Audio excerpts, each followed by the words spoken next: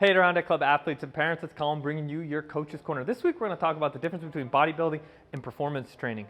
A lot of our athletes come in, they've seen some of the stuff maybe their parents have done, or they've picked up a weightlifting magazine at the grocery store or have gone onto bodybuilding.com, and they want to execute that type of programming. And the challenge is that a lot of that programming is written by people whose sport is for a muscle to look a certain way and to show up at a certain point in time. And they do a lot of different things in order to get that muscle to look that way. Okay, and it's a lot of isolation joint stuff.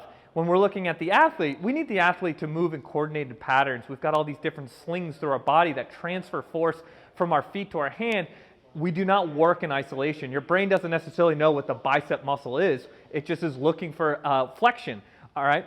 So when we're looking at the differences, a lot of the bodybuilding program is really high volume, and it's basically going to complete failure.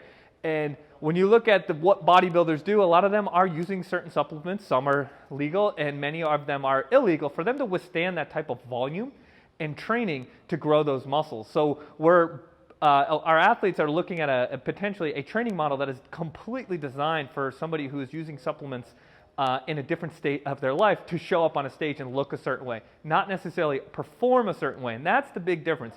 We need our athletes to perform on the field. It doesn't help us if they get stronger and a bigger muscle, but it doesn't translate onto the field. And that's the risk you run when you focus mainly in a bodybuilding style of programming versus getting in here, doing sprints, doing multi-joint movements, doing power training, working on rotational training with throwing medicine balls and stuff like that.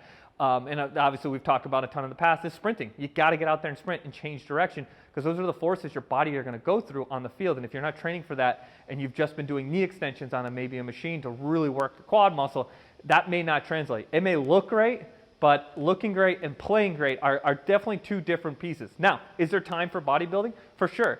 When you've hit all the prerequisite stuff that we're looking for in the foundational movements, the big movements, the squats, the deadlifts, the single leg work, the push pulls, and you've hit your speed work and agility work, you've done all that stuff, then you can throw in some bodybuilding stuff as a topping, right? You've got to get your dinner, you've got to get the meat and potatoes before you have dessert, and that's where the bodybuilding comes in our programming. With our 3-day-a-week kids and our kids who are training on their own, we will add in some of that stuff because they like it, all right? But they got to do the other stuff first in order to earn that. So if you got questions about your athlete's programming and you need help kind of getting him going, we do write a lot of muscle and performance programming because performance is key, and then we can do some stuff that'll enhance and be what they like to do as well.